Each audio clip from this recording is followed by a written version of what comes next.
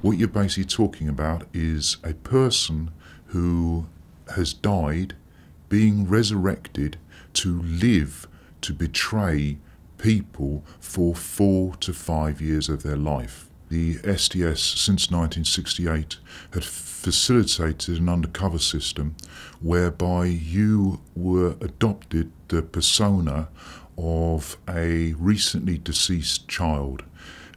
Best in literary terms, it was described by Frederick Forsyth in his novel The Day of the Jackal, and SDS officers who deployed actually referred to it as being the Jackal Run.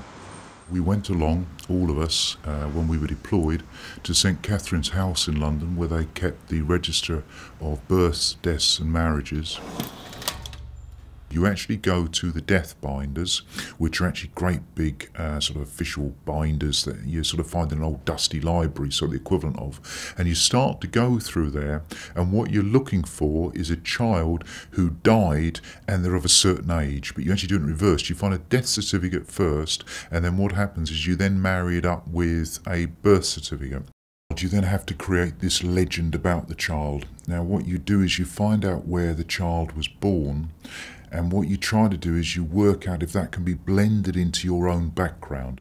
My pretend father was a Royal Marine, which if you look at that, it may not sort of be suitable for political stuff, but it actually worked out absolutely ideal for me because I had a persona who was very violent on the streets, billed to be very violent, expected to be very violent. So I actually built into it the fact that my father was a trained Royal Marine and he used to beat me up. That's how I became an extremely good fighter. You actually fully become that person.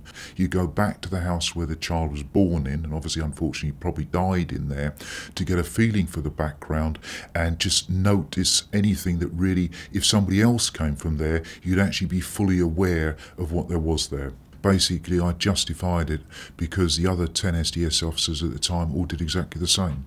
And I think I've actually, in my own ways at the time, justified similar things I did when I was deployed. Some have involved the use of sex as a tool as well, and I think I was able to justify that by looking around me. Everybody done exactly the same.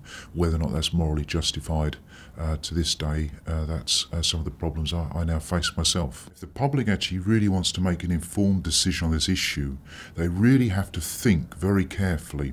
But what you have to bear in mind is that these tactics, these extraordinary, almost bordering on Stasi police tactics, are being used against just political activists. I think there should be a full public inquiry, preferably a judicial inquiry, along the lines of what's now happened with the Leveson inquiry. Now, if I was to plant a bug, which I also did on behalf of the Special Branch, in your house, I would have had to have Home Secretary's approval.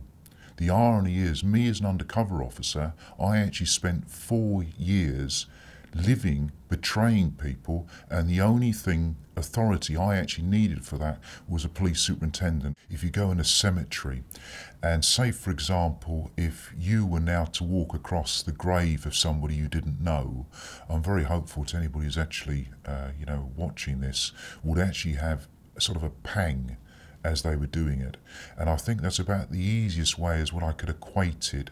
That's how it felt to me. I was almost not desecrating by a long way, but I was walking over a grave. As you become more into the role, it intensified. You actually felt more because you felt more real being the person that was actually dead than you actually felt you were yourself.